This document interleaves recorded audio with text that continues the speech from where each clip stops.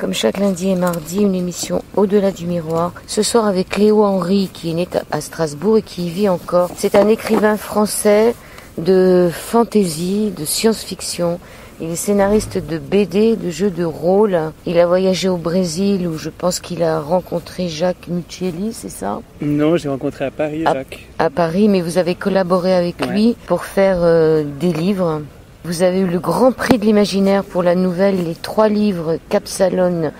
Nathan n'écrira jamais, paru chez De Noël en 2010. Et là, vous venez de publier un gros livre aux éditions La Volte qui s'appelle simplement Hildegarde, qui parle d'Hildegarde de Bingen. C'est la première fois que vous écrivez un gros livre comme ça? Ouais. Et pourquoi? C'est précisément mon projet. Je voulais à un moment écrire un gros livre sérieux.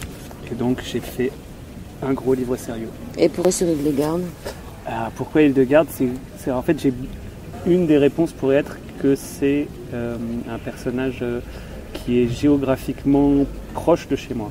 Voilà, c'était l'occasion d'aller explorer l'imaginaire rhénan et du coup l'imaginaire médiéval rhénan, qui est quelque chose qui reste assez présent en fait à Strasbourg, et là où j'ai grandi et là où je vis toujours. Alors, elle était née le 16 septembre 1098 à Bermenstein. Elle est partie le 17 septembre 1179 à Rupensberg. C'était une religieuse bénédictine de l'ordre de Saint-Benoît. Ouais.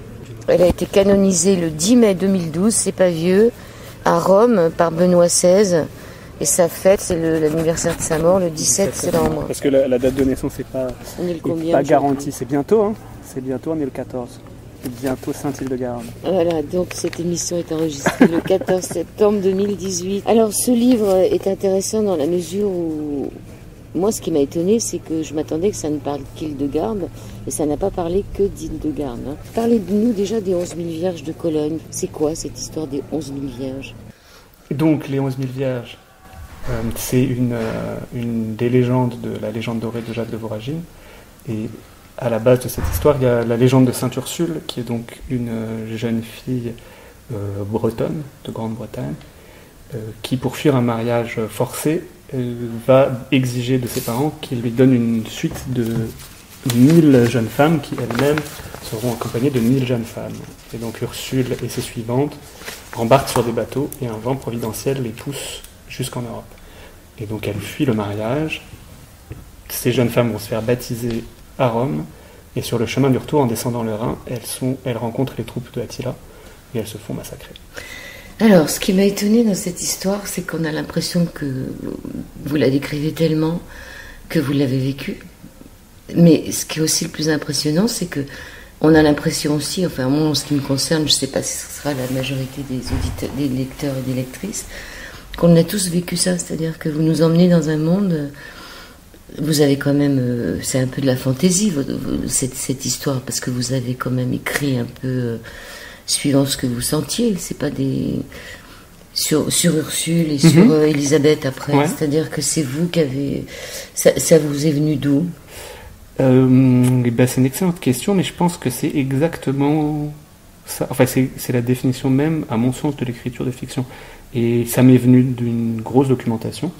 J'ai beaucoup cherché les sources en fait, et à partir des sources, j'ai essayé d'incarner cette histoire, et donc du coup, ça passe évidemment par mon ressenti à moi. Donc si c'est l'impression que ça fait sur le lecteur, c'est parfait, parce que c'est exactement ça que je voulais, c'est-à-dire que je voulais rendre réel, enfin donner l'illusion du réel, de quelque chose qui relève de la légende ou de l'histoire vraiment ancienne. C'était une plongée là-dedans. Bon, vous avez parlé d'Ursule et Élisabeth aussi, après, que vous abordez dans votre livre.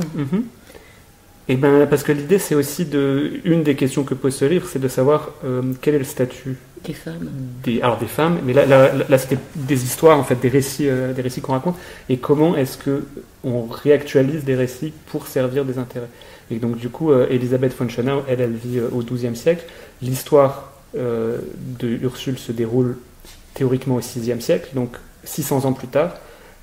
Élisabeth réactive cette histoire pour donner une valeur aux ossements qui sont trouvés à ce moment-là pendant les travaux de la nouvelle enceinte de Cologne.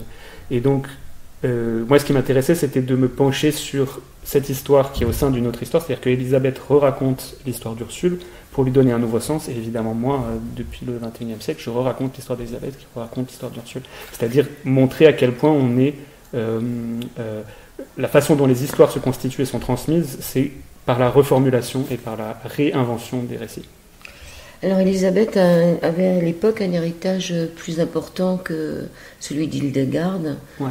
Hildegarde qui n'avait jamais connu d'extase, qui n'avait jamais contemplé le Seigneur, tandis qu'Élisabeth, oui. Ouais, c'est ça. En fait, c'est qu'elles sont contemporaines, Élisabeth et Hildegarde, et Elisabeth von Schönau, et en plus, a été très très bien coachée par son frère. Et donc, du coup, elle avait l'autorité d'un auteur homme pour attester de la véracité de ses visions. Et par ailleurs, elle avait des visions dans lesquelles elle rencontrait les personnages les plus importants de la religion chrétienne. Donc, du coup, ce qui n'était pas du tout le cas de Hildegarde. Hildegarde était confrontée à des visions symboliques. Et donc, du coup, Elisabeth von Schönau, à partir du moment où ces visions étaient attestées comme véritables, a pu, par exemple, questionner la Vierge. Donc, à un moment, dans une de ses visions, elle rencontre la Vierge, et son frère lui demande de poser en son nom des questions à la Vierge, donc pour savoir à quel âge elle a conçu, le Christ a été conçu en elle, etc. Donc, du coup, elle avait un pouvoir pratique bien supérieur à celui d'Hildegarde, c'est-à-dire que... Mais elle est beaucoup moins connue à notre époque. Et maintenant, elle est beaucoup moins connue, ouais. Mais pendant des siècles et des siècles, c'était vraiment l'œuvre d'Élisabeth qui était diffusée. Ensuite, vous parlez d'un certain Jean de Hendenberg, dit Trithème. Mm-hmm. Alors, c'est qui celui-là? Parce que celui-là, il y a un gros passage du livre. Ouais, alors Trithème, moi, je l'ai rencontré en faisant mon enquête autour de Hildegarde. Et en fait, Trithème vient du même village que Jutta, qui était l'espèce de grande sœur et de mentoresse de Hildegarde. Et donc, du coup, en allant à Sponheim pour chercher Jutta, j'ai trouvé Trithème, qui est la célébrité locale. Et Trithème s'est aussi beaucoup intéressé à Hildegarde. Et donc, du coup, c'était aussi un biais pour moi d'aborder la personnalité d'Hildegarde. Et Trithème, c'est un des fondateurs de l'ésotérisme occidental, en fait. C'est un des premiers à avoir fait des grosses compilations de... L'élève du fou. Il est contemporain, ouais, de Sébastien Brandt. Mais il a surtout fait des compilations de textes ésotériques anciens.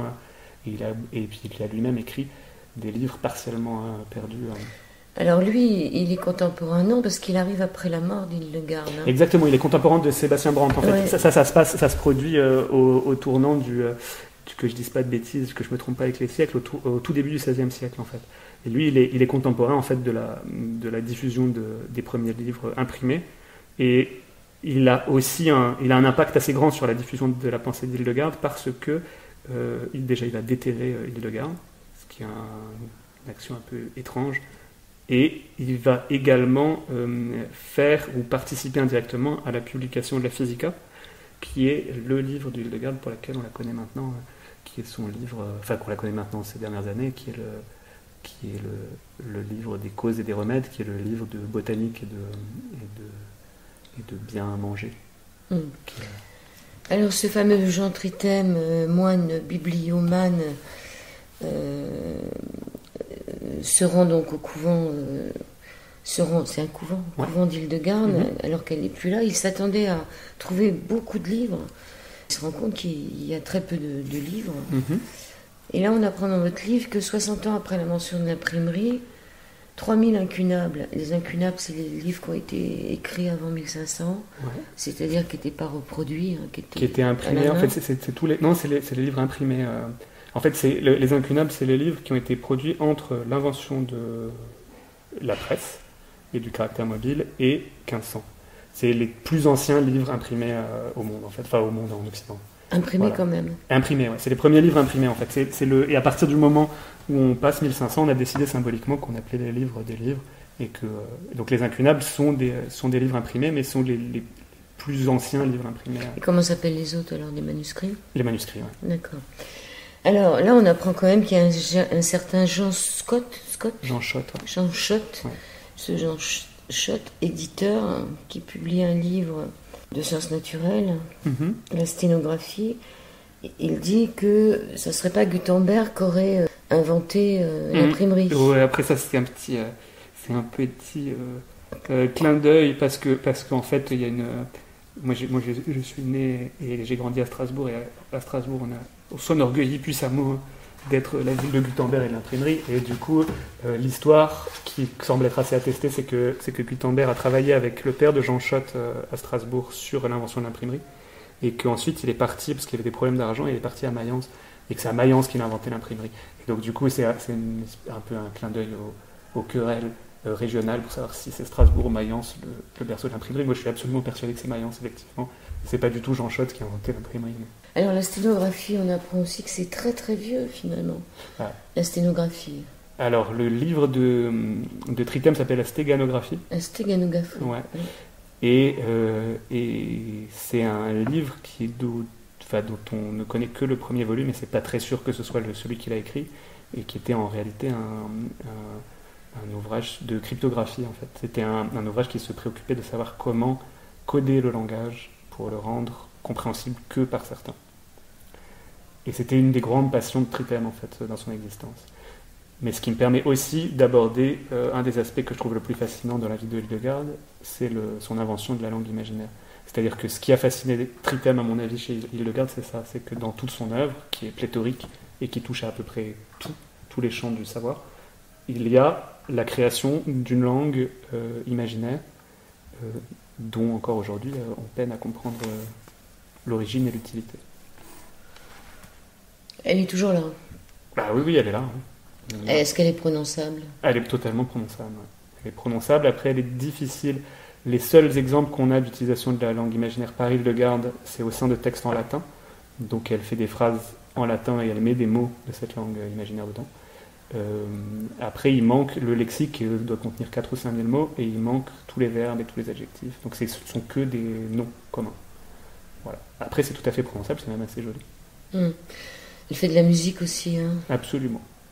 Alors, Hildegard, moi je pensais que c'était quelqu'un de super érudit et tout, mais finalement elle dit que non.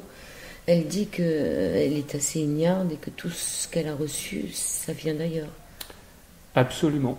Mais c'est ce qu'elle dit. Et donc du coup, c'est aussi... on peut interpréter ça de différentes façons. Et une des façons d'interpréter ça, c'est une raison de survie. C'est-à-dire que si elle veut qu'on entende ce qu'elle dit, il ne faut pas qu'elle prétende être trop intelligente. Parce que elle est une femme, et elle est une femme de pouvoir. Et donc du coup, c'est très compliqué à cette époque de faire valoir une opinion personnelle. Donc une des façons un peu peut-être cyniques, ou en tout cas très rationnelles de voir les choses, c'est d'imaginer que Hildegard plaide l'ignorance simplement pour donner du poids à ce qu'elle dit, c'est-à-dire dire c'est pas moi qui parle, mais c'est à travers moi, c'est le Saint-Esprit qui parle. Et donc vous pouvez ne pas m'écouter moi en tant que femme, mais par contre vous êtes obligé d'écouter ce que déclare le Saint-Esprit. Donc qu'est-ce qui reste de Trithème à notre époque ? Trithème, il ne reste pas grand-chose. C'est un homme qui a laissé assez peu de traces dans l'histoire. Je pense que les fans d'ésotérisme et de magie noire doivent le connaître pour ses travaux d'époque, mais sinon c'est quand même un obscur de l'histoire. Il n'a pas connu la postérité de Hildegard. Ensuite, dans votre livre, vous partez dans les croisades, à Jérusalem. Ça, c'est aussi une documentation que vous avez faite un peu partout. Ouais, un peu partout, je sais pas. Là, des ouvrages historiques sur les croisades, il y en a. Là, le principal problème que j'ai eu dans la documentation, c'était surtout de m'arrêter. Parce qu'il y a beaucoup de matière. Voilà. Après, je suis parti, là, pour les croisades, je suis parti d'un personnage un peu méconnu et dont l'historicité est, à mon avis, assez discutable, qui est le roi Tafour. Voilà. Et donc, à partir de là, j'essaie de trouver les... Alors, le roi Tafour, on le découvre enfant ? Non, alors, ça, c'est le narrateur, c'est Orlando, qu'on découvre enfant, et qui finit par se mettre au service du roi Tafour. Et le roi Tafour, c'est un...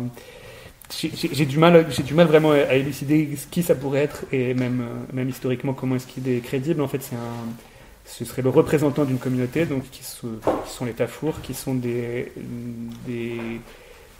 pauvres, des gens délibérément pauvres et démunis, et qui font preuve d'une violence absolue, en fait, et au nom de la chrétienté. Et d'après les légendes, le roi Tafour était élu en plus, donc c'était ce qui est une pratique totalement... Donc c'est parmi les Tafours, ils s'élisent un roi, voilà. Et une des histoires sur la prise de Jérusalem voudrait que ce soit le roi Tafour qui ait posé la couronne sur la tête de Godefroy de Bouillon quand il se fait sacrer avoué du Saint-Sépulcre. Oui, on trouve beaucoup de monde dans votre livre. Et je me disais, mais il y en a du monde. À quel moment Hildegarde va arriver? C'est ça. Mais bon, ça nous amène donc. On peut parler de Rupert aussi. Oh, oui. Bah, donc Rupert et Disibo, c'est les deux. Le Rupertsberg et le Disibodenberg, c'est les deux couvents dans lesquels a officié Hildegarde. Elle était magistrate de l'un puis de l'autre. Et du coup, les histoires de Rupert et de Disibode sont des histoires qu'elle a écrites. Oui. Donc c'est des textes de Hildegarde que j'ai réinterprétés à ma sauce, mais c'est deux textes qu'elle a écrits, et elle a écrit à chaque fois pour justifier en réalité de son implantation et de son ancrage géographique. C'est des textes qui sont à la fois des hagiographies, puisqu'elle raconte la vie de ses saints, mais qui ont aussi un usage politique pour elle. C'est-à-dire, en particulier la vie de Rupert, c'est pour expliquer pourquoi est-ce qu'elle et ses sœurs s'installent sur ces terres précises. Et donc il y a une liste, en plus de tous les endroits. C'est pour justifier.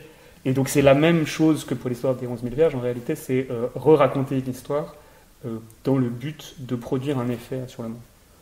Donc Disibo, lui, il était irlandais. Hein. Ouais. Et Rupert?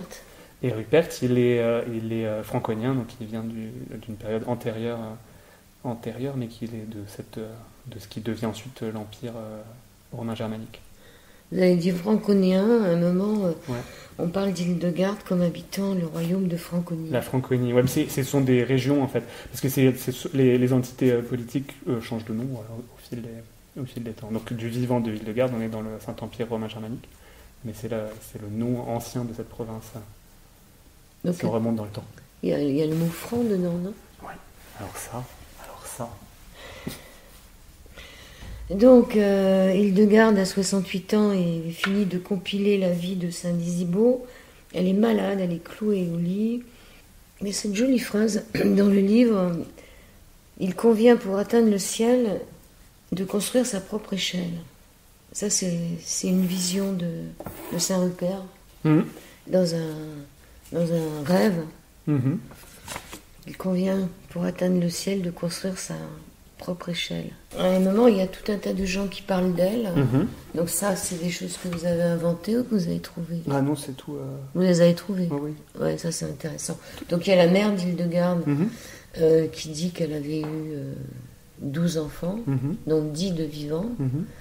Elle serait la 10e ou elle serait la 13e? Non, Elle serait la 12e ou la 13e? Je ne sais pas, j'ai pas compté comme ça. Elle est la 10e vivante, après je ne sais pas. Ça, je n'ai pas plus d'informations. D'accord, donc on dit que quand elle était enfant, elle préférait les petits animaux que les enfants des hommes, qu'elle était assez spéciale, qu'elle a parlé très tard, et qu'elle faisait des bruits bizarres. Et qu'elle avait des visions. Déjà enfant. Elle a eu des visions. Ouais. La première vision, c'est à partir du moment où elle est capable de la raconter. Donc, c'est le veau. C'est le veau et elle a dans le ventre de 3 ans. Sa mère, ouais. Elle voit... Et elle se rend compte assez vite qu'il ne faut pas qu'elle parle de ses visions. Il y a ça aussi, parce qu'en fait, ça fait partie vraiment des choses qui sont attestées sur l'histoire d'Hildegarde, c'est qu'elle met très très très longtemps avant de parler de ses visions. En fait. Elle a plus de 40 ans quand elle ose se confier. Mais c'est pas qu'elle ose, c'est qu'on lui dit qu'il faut qu'elle... Alors, c'est voilà. 43 ans. C'est qu'on lui dit, dans une de ses visions, on lui dit qu'il faut qu'elle en parle. Mais le truc, c'est que ces visions étaient accompagnées de souffrance. Exactement, de périodes de souffrance.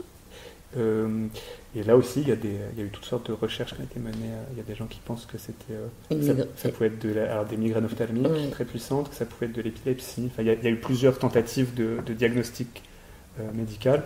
Et toujours est-il que, en tout cas, ça c'est une chose qui est très cohérente dans l'histoire de Hildegarde, c'est que ces visions étaient toujours accompagnées de phases de maladie. Et du coup, c'est aussi un usage qu'elle a de ces visions, c'est-à-dire que, en particulier au moment où elle décide d'aller fonder un monastère autonome avec que des femmes, elle tombe tellement malade que, en gros, son abbé n'a que le choix de lui obéir ou de la laisser mourir. Et donc, du coup, c'est aussi une forme de pression c'est un outil aussi qu'elle a à cette parce qu'elle se nourrissait plus, etc. Alors, elle veut justement quitter sa première... abbaye, on peut dire, au premier couvent. Ouais. Et est-ce que c'est à ce moment-là où on lui interdit de chanter? Non, c'est quand c'est bien plus tard. Ça, c'est presque sa mort qu'il interdit. Quand ils veulent déterrer quelqu'un du cimetière et qu'elle refuse. C'est ça. Ça, c'est tout à la fin de sa vie. En fait, alors, J'ai toujours à raconter de façon très matérialiste. Une des ressources des abbayes à cette époque était d'accueillir dans les cimetières consacrés de l'abbaye des riches, les corps de riches, pour lesquels les sœurs ou les frères s'engageaient à prier. Donc c'était une rente substantielle. Et on demande à ce moment-là à Hildegarde, donc qui est à la tête à ce moment-là de 2 couvents, qui est une femme qui gère 2 couvents, à peu près 80 sœurs, et sans parler de tous les serviteurs, et on lui demande d'exhumer un corps qui a été enterré, en arguant qu'on ne sait pas comment cet homme est mort et que peut-être il n'a pas le droit d'être en terre consacrée. Hildegarde refuse, et au point qu'elle empêche les gens venus déterrer le corps de retrouver le corps, en faisant disparaître les traces de sépulture. Et donc le clergé frappe le couvent d'interdit, et ils interdisent aux sœurs de communier, et ils leur interdisent, par-dessus tout, ce qui horripile le plus Hildegarde, c'est qu'ils leur interdisent de chanter. Et du coup, c'est une période dont sa correspondance témoigne, parce qu'elle écrit ensuite à toutes les personnes qui pourraient avoir une influence pour faire casser cette décision. Et c'est manifestement une des choses dont elle a énormément souffert, cette interdiction de chanter, qui a duré quelques mois en réalité.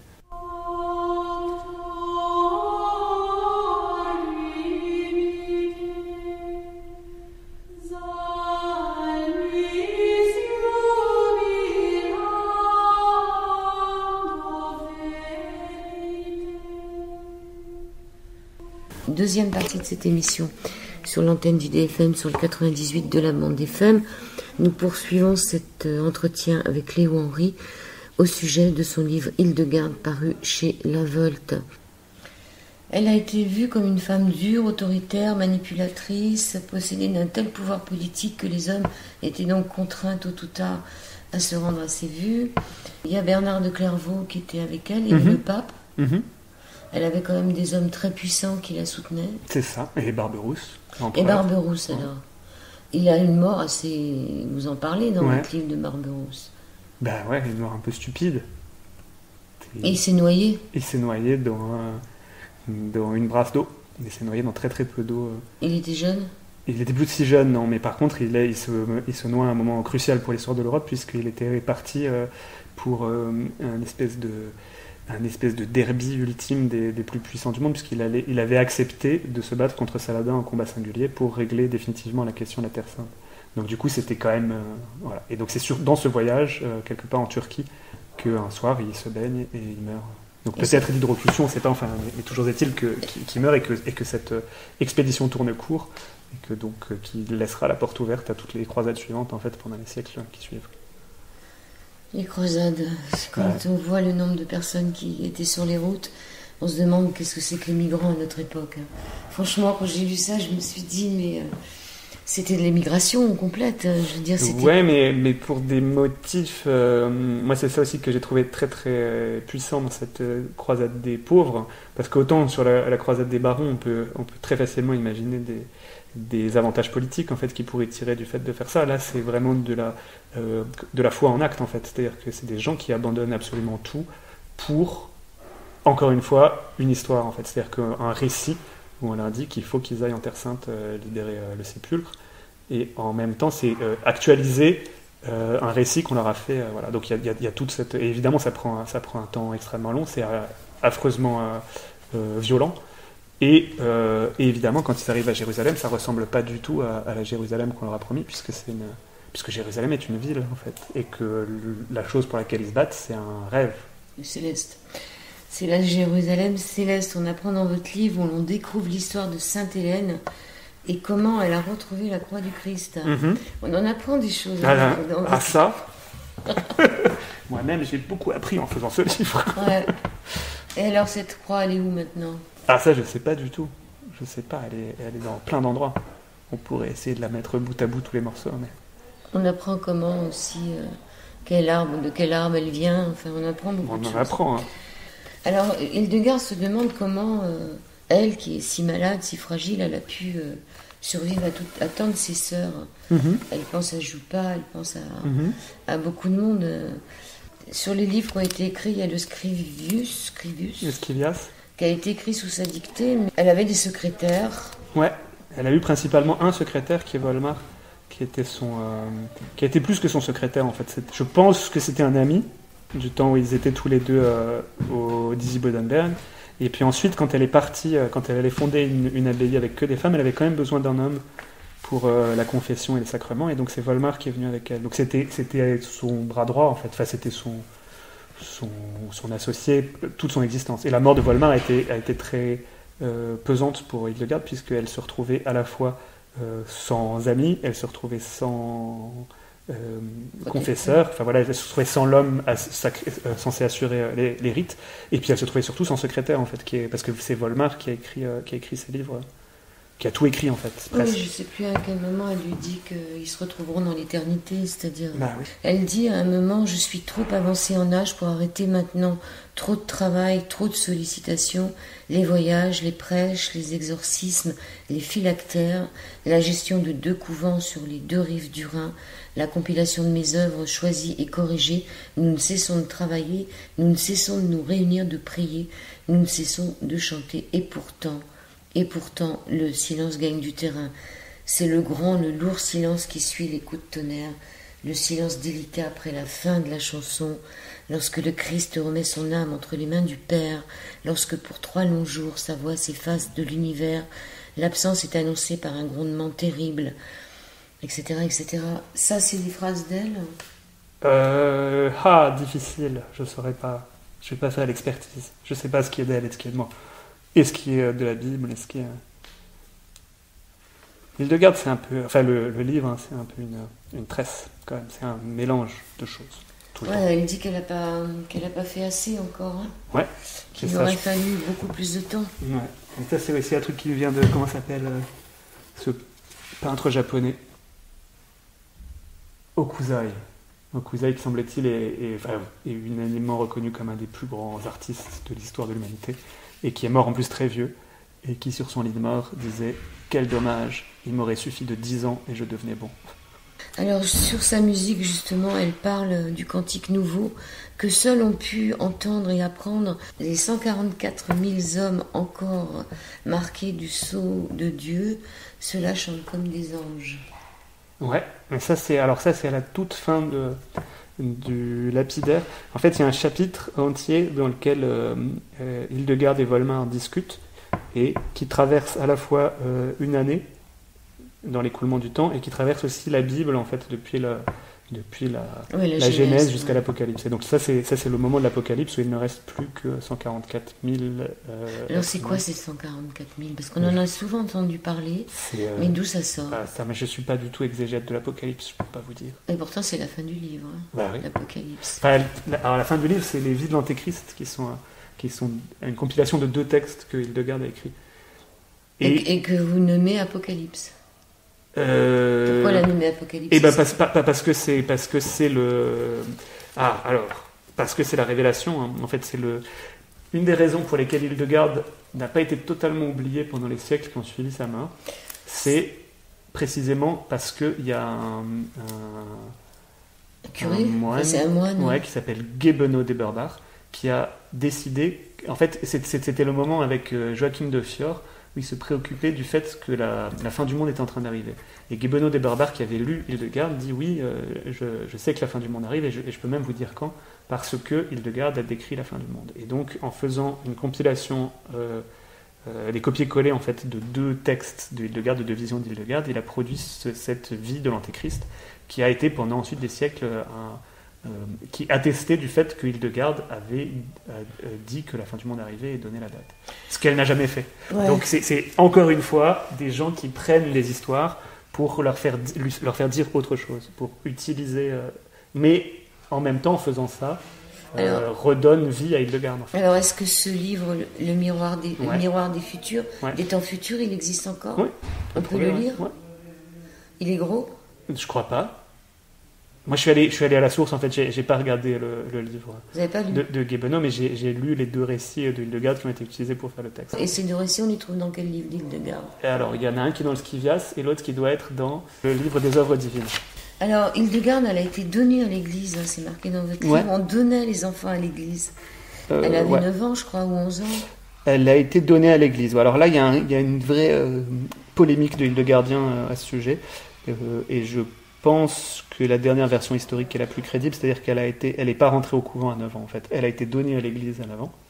Et à ce moment-là, elle a été élevée avec les deux Jutta, en fait, elle a été élevée par une dame pieuse à Spanheim. Et quand elle a eu 13 ans, en fait, elle est rentrée au couvent à ce moment-là. Parce qu'il y a tout un pan de l'histoire de Hildegard qui voudrait qu'elle soit rentrée petite fille dans un couvent, ce qui semble-t-il n'était pas du tout une pratique normale, en fait. Et elle a été donnée parce qu'elle était la 10e. C'est la dîme, en fait. Enfin, on a 10 enfants, il y en a un qu'on donne à l'église. Alors tout à l'heure vous parliez de Volmar, ouais. C'est ça. Et après elle a eu Gilbert, ouais. 1 an et demi avant qu'elle meure. Il pensait, ce fameux Gilbert, qu'il aurait pu mieux faire que ses secrétaires successifs. Mm-hmm. Donc Volmar, et il y en a un autre entre-temps. Gilbert de Gemblou arrive à la fin. Mais en fait, ce qui se passe aussi, c'est qu'à ce moment-là de la vie de Hildegard est une vraie star. Son rayonnement... elle déplace des foules. Exactement. Elle guérit. Et donc, du coup, elle guérit, et puis ses livres sont diffusés, et puis...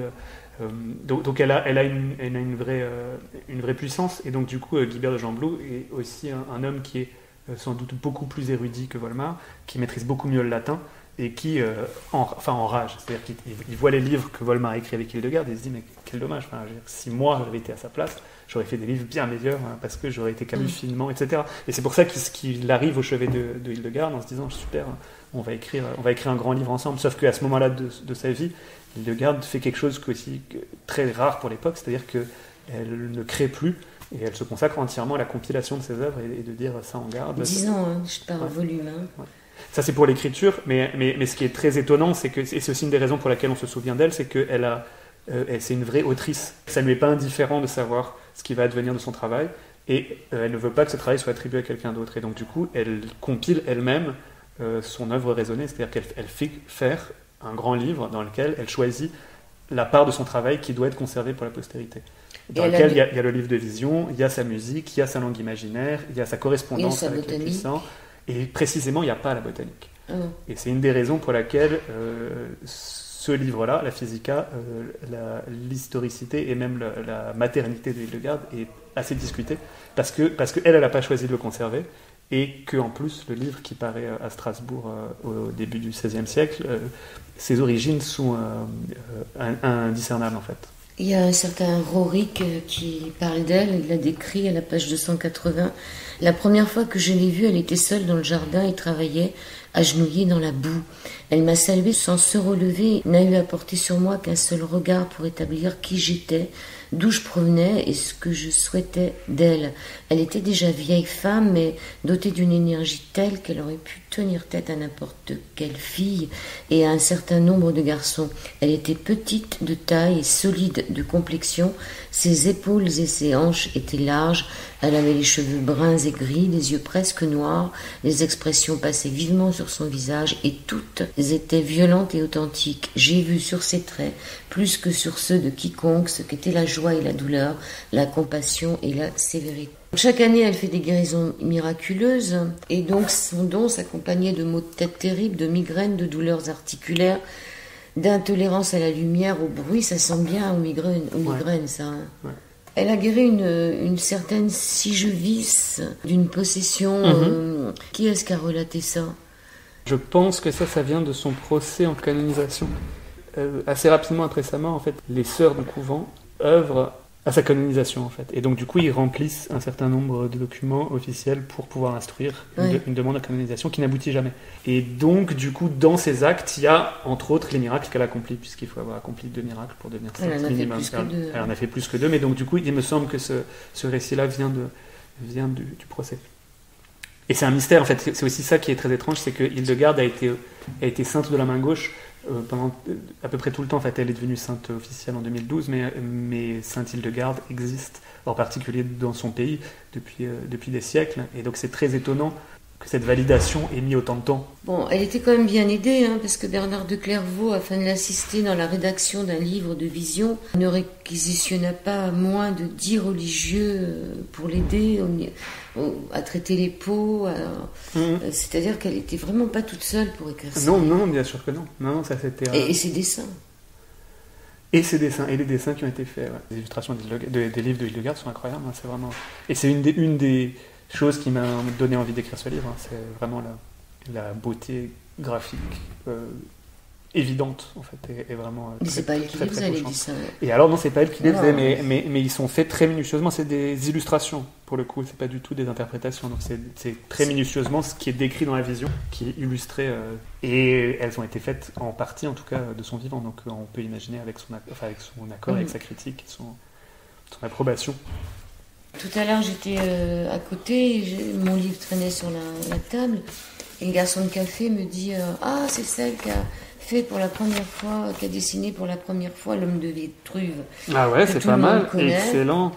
Que tout le monde connaît, c'est cet homme les bras en croix. Mais ça, on lui a jamais attribué ça à ma connaissance, mais c'est vrai. C'est vrai que son dessin ressemble étrangement à l'homme de Vitruve. Ouais. De Léonard de Vinci, qu'on attribue à Léonard de Vinci. Il est après Léonard ?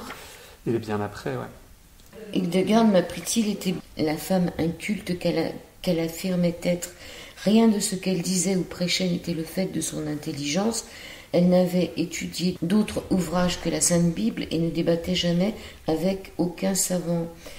Tout ce qu'elle professait venait droit de l'esprit, qui se saisissait d'elle et jouait de son âme comme d'un instrument de musique. Elle dit un peu plus loin, parce qu'à un moment il lui parle du Talmud et elle lui répond « Je ne parle pas de celui-là, me coupa Hildegard, mais de celui-ci. » Et de sa petite main, elle désigna autour d'elle la terre calcinée, les cendres fumantes, la rosée sur les herbes au-delà, le bousier sous la feuille, l'écorce fendue du merisier, le dogue brun à l'affût, les guêpes, les fleurs en bouton, la lame noire du fleuve, le vol en triangle des oiseaux, les falaises, les nuages, et je vis tout cela sans rien dire. Ouais, ce qui est intéressant, c'est qu'elle dit que tout ce qu'elle a appris, elle l'a pas appris dans les livres, mais elle l'a appris dans les livres de la nature. Dans le monde, ouais. Elle était visionnaire, c'est ce qu'elle voyait des choses dans la nature. Elle voyait des choses. Alors après, en fait, je crois que c'est des deux.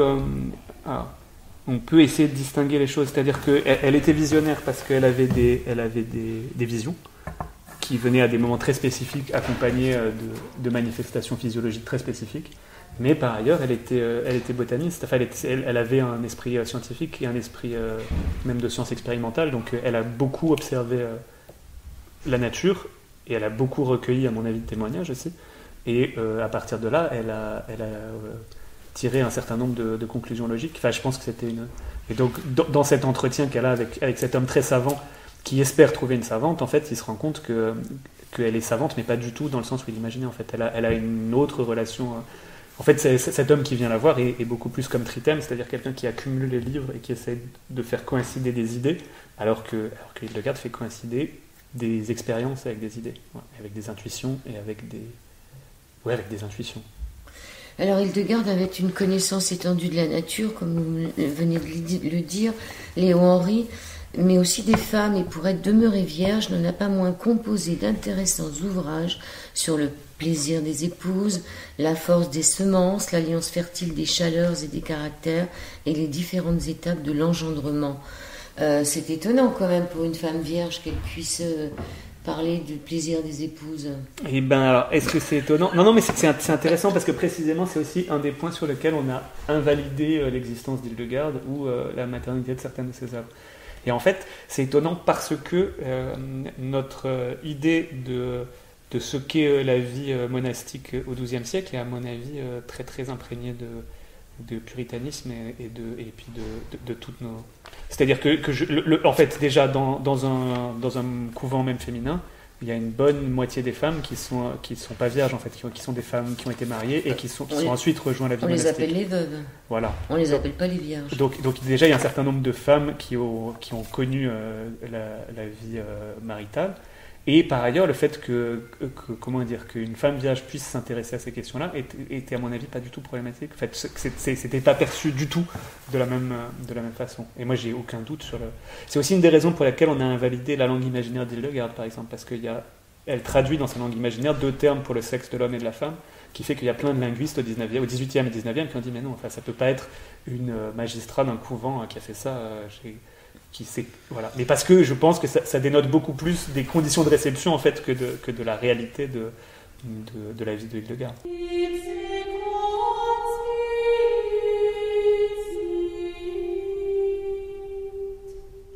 Troisième et dernière partie de cet Au-delà du miroir, sur l'antenne d'IDFM avec Léo Henry. Alors, elle a quand même 3 mots latins pour désigner, elle dit qu'il y a 3 mots latins pour désigner l'attachement qu'une personne peut avoir pour une autre. Amor, c'est l'amour, caritas et dilectio. C'est quoi caritas? Il ne faut pas poser ces questions. Vous n'avez pas cherché? Je ne suis pas latiniste. Parce que moi, j'ai des noms dans votre livre que j'ai cherchés, comme la dérélection, je ne sais pas ce que ça voulait dire. Non, alors, dilectio, l'amour de dilection, c'est un amour sans... c'est un amour, c'est ce qu'on pourrait appeler de l'amour fraternel ou sororal, en fait. C'est un amour... C'est l'amour qu'elle revendique entre sœurs, en fait. Quand elle dit « je t'aime » dans l'amour de dilection, c'est vraiment amour, je pense que c'est l'amour... j'en sais rien, en fait. Et caritas, c'est peut-être l'amour abstrait, en fait. Enfin, l'amour du cœur. Ouais, c'est ça. Mais voilà, après, Bon, on conseille aux auditeurs de chercher... D'aller voir. Et ça, c'est pas Hildegarde qui le dit, c'est cette sœur qui est amoureuse de Hildegarde, clairement. C'est pour ça que je pensais quand même... Et ça lui a brisé le cœur, cette séparation. Ça, c'est... Oui, ils les ont séparés. Ils les ont séparés parce qu'elles s'aimaient trop. Peut-être. Alors, il y a aussi le mot déréliction. Cette déréliction, là, vous venez de dire... délicto, là. La dilection. Déréliction. Mais la déréliction, c'est, ça j'ai cherché, c'est quand on ne se sent plus, quand on est dans la foi et les ordres, c'est ça, quand on a l'impression d'être abandonné. Ouais, mais après c'est aussi c'est le processus de l'entropie à l'œuvre dans toute chose. C'est pas que dans la foi. Là, ça s'adressait à Élisabeth, je crois, à l'époque. C'est possible, ouais. Voilà, c'était dans le chapitre Élisabeth, elle avait l'impression d'être abandonnée. Et puis, elle n'a pas été très heureuse, cette femme. Et puis, il y avait un troisième mot, il faut que je le retrouve, parce que celui-là... C'est la viridité. Non, oui, c'est bien la viridité, ça c'est génial. C'est mon mot préféré. Voilà, c'est le mot pour décrire ce livre. C'est un livre viride. Mais non, pas viril, attention. Non, c'est un livre vert. C'est ça. C'est un livre vert, et alors là, est-ce que je vais le retrouver? Parce qu'on va quand même arriver sur la fin de l'émission. Dans la fin du livre, au niveau de l'Apocalypse, il est écrit « Dans la journée du monde, le Christ vient à Non, et par sa passion prend sur lui tous les péchés. Il meurt, il ressuscite, il annonce le terme tout proche de ce temps. Depuis l'heure de sa résurrection, nous ne faisons que progresser vers les ténèbres. Nous constatons jour après jour le déclin de la viridité, la sève vide de l'univers, quitte plantes et animaux. » Et c'est vrai qu'on découvre là, à notre époque, le déclin de la viridité. Je veux dire, c'est la verdure de la terre. Je pense que si on la regarde vue d'en haut, avec ce qu'on est en train de lui faire, c'est vraiment prophétique, ça. Et c'est aussi apocalyptique. C'est vrai. Après, peut-être que c'est aussi intéressant. Il y a beaucoup de poésie dans l'histoire de l'humanité où les gens s'exclament qu'ils sont venus au monde trop tard et que le temps d'avant était meilleur. Et j'en ai retrouvé par exemple dans la poésie chinoise de 2000 ans avant Jésus-Christ. Il y a déjà des gens d'il y a 2000 ans, enfin il y a 4000 ans maintenant qui disent « Oh là là, je suis venu trop tard au monde. » Et donc du coup c'est étonnant, c'est que ce que Hildegarde dit à cet endroit-là a un écho très puissant avec ce qu'on vit maintenant. Mais est-ce que c'est pas aussi une façon d'appréhender le monde et le temps qu'on a en partage en fait, c'est-à-dire d'avoir toujours l'impression d'être au bout du temps? Parce que au XIIe siècle, ils sont déjà au bout du temps en fait. Et ils imaginent le temps de la création au jugement dernier comme un segment, et qu'on est sur le tout dernier bout du tout dernier segment. Mais c'est ce qu'on pense en ce moment. Tout à fait. Mais je suis d'accord. Mais ce que je veux dire, c'est que ça voudrait dire qu'entre 1200 et 2000. On est toujours sur le bout, on est toujours au terme de quelque chose. Peut-être parce qu'il y en a toujours qui peuvent penser que ça va continuer. Il est écrit, mais n'oubliez jamais ceci, rien dans ce monde n'existe qui ne procède du Seigneur. Ainsi, la peinture du mal, d'avant le mal, n'est belle que parce que le Très-Haut le permet, et Lucifer n'est puissant que par sa volonté. Le plan du malin se réalisera au moment où finira l'histoire de l'homme. C'est-à-dire, moi je pense que tant qu'il y aura un homme sur cette terre qui se laissera pas, parce que bon, pour moi il est d'actualité ce livre, se laissera pas prendre par le malin, ça sera pas la fin des temps. Et c'était très intéressant aussi. Il dit il faut 3 ans et demi à l'Antéchrist pour subjuguer le monde et railler l'humanité sous sa bannière. Pour arriver à ses fins, il use de ces 3 armes, la promesse, la magie et la menace. La bête de malheur réduit en servitude tous les puissants de la terre. Entamé, seul, les pieds nus et vêtu d'une unique pan de tissu, sa pérégrination autour du monde s'achève dans une débauche de luxe, de ferveur, de corruption. Voilà, ce que je retiens de ce livre, enfin, il est d'actualité dans la mesure, bon, comme vous le dites, il n'y a plus de viridité. La terre devient un peu moins viride, et puis on pourrait mettre du bleu aussi, il n'y a pas un mot pareil pour le bleu. Ce serait pas mal. Hein. Parce que si on regarde les mers, etc., bon... On ne s'est peut-être pas arrêté un peu trop dessus, mais c'est le fait que c'est quand même Dieu qui permet à Satan de faire tout ce qu'il fait. Ça fait réfléchir. Je sais pas quoi dire de plus. J'ai pas d'opinion sur la question. Vous n'avez pas d'opinion ? Non. Mais non, c'est pas. Ça n'est pas mon histoire. Moi, je raconte l'histoire d'une histoire. Ouais, mais dans ce que vous racontez, il y a des parties que vous avez inclus, comme ce que je viens de dire l'an dernier. Ouais, parce que je trouve que c'est une très belle histoire. Enfin, je trouve ça formidable. En plus, c'est une histoire extrêmement pyrotechnique, comme ça, la vie de l'Antéchrist et cette destruction du monde. Ça raconte aussi, peut-être, moi, ce qui m'intéresse dans cette histoire, c'est aussi notre fascination qu'on a pour les apocalypses, en fait. Pourquoi est-ce qu'on aime se raconter cette histoire-là ? Et ça vaut aussi pour... les films catastrophes, ou je sais pas, c'est quel plaisir on retire, et on retirait donc déjà au XIIe siècle, et à l'idée de voir ce monde s'effondrer, à l'idée que ce monde va s'effondrer. Est-ce qu'on retient vraiment du plaisir ? Je crois pas. Et je pense que c'est à la fois, c'est le plaisir de raconter une histoire qui fait peur. Oui, bien sûr, mais on sait que c'est une histoire. Oui, ce que je veux dire, c'est que c'est des histoires qui font peur. Et après, moi, à mon sens, moi, vers quoi moi je tends dans cette histoire, c'est plutôt ensuite la conclusion de Hildegard là-dessus, c'est-à-dire de dire, qui est la toute fin du livre, donc je vais divulgacher la toute fin, mais qui est de dire que on est au bout du bout, on arrive au bout, ne serait-ce que parce qu'individuellement on progresse vers le terme, on est toujours vers le terme, c'est là qu'on va dans nos existences, mais que par contre dans cette séquence-là, donc ce bout de segment, en réalité, ce bout de segment peut s'étirer à l'infini. C'est-à-dire qu'au XIIe siècle, on est presque au bout, et puis au XXIe siècle, on est presque au bout. Et donc, du coup, cet espace-là, qui est le vivant, est extensible à l'infini. Enfin, je pense qu'on est... Je sais plus, c'est la dernière phrase du livre, les jours... Alors, vous dites qu'on se fait peur à raconter des histoires... Mais non, c'est pas vrai. On se fait pas peur à se raconter des histoires. C'est juste... je me questionne sur l'intérêt... On se fait pas peur à se raconter ces histoires, c'est pas ça. Et je pense que c'est une histoire qui est vraie. Enfin, je pense que toutes les histoires sont vraies, en réalité. De toute façon, tout ce que vous avez raconté sur les croisades, là, on peut se faire peur en les lisant. Ouais. On peut se demander comment l'homme a pu faire des choses pareilles. Et on est persuadé qu'il continuera à les faire. C'est ça, et surtout, on sait qu'il continue à les faire. Enfin, c'est pas qu'il continuera, c'est que c'est des choses qui sont très, très... qui sont là encore. Oui, bien sûr. Bah oui. Sur la mort d'Hildegard... Sa mort lui avait été annoncée. Le 16e jour précédant les Ides d'octobre. C'était quoi les Ides ? C'est la façon de calculer les mois. De calculer les dates à l'intérieur des mois. Et donc du coup, il y a les Ides qui font partie, qui sont... C'est variable de mois en mois, donc c'est un peu une...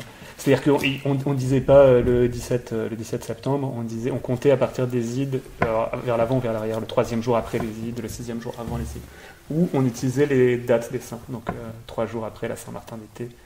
C'est-à-dire que les dates sont toujours en référence à quelque chose que je trouve intéressant comme notion. On dit aussi la 4e année du pontificat de tel pape.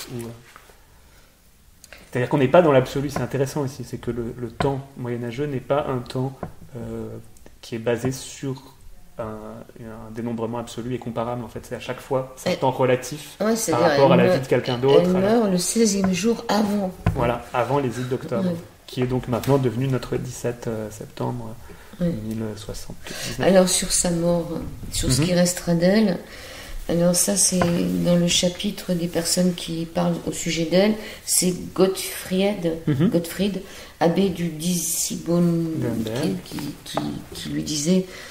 qui était à côté d'elle, il disait, ne sachant pas si elle m'entendait, je m'agenouillais à son chevet et dit, vous avez eu une vie exemplaire, ma sœur, parce que vous avez su en faire des ouvrages achevés, votre travail sur terre perdurera, etc. Et elle lui répond, ce que tu dis est peut-être vrai et peut-être faux, et cela n'a aucune importance.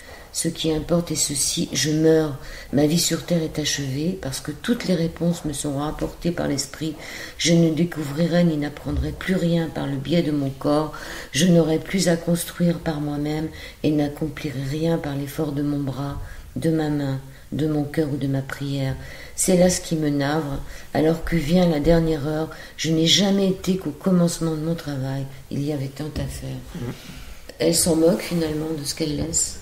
Non, est-ce qu'elle s'en moque?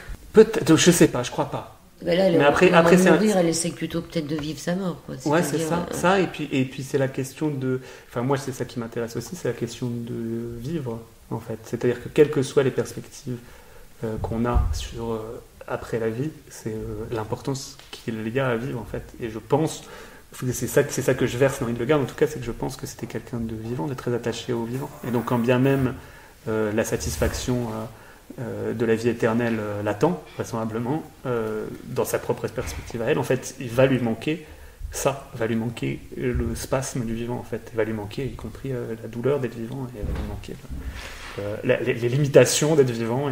Peut-être elle aimait ça, souffrir aussi, hein, parce que si ça va lui manquer toutes ces souffrances qu'elle a eues, c'est bah ouais, mais en même temps, c'est Renaud qui dit la souffrance, c'est bien rassurant, ça n'arrive qu'aux vivants.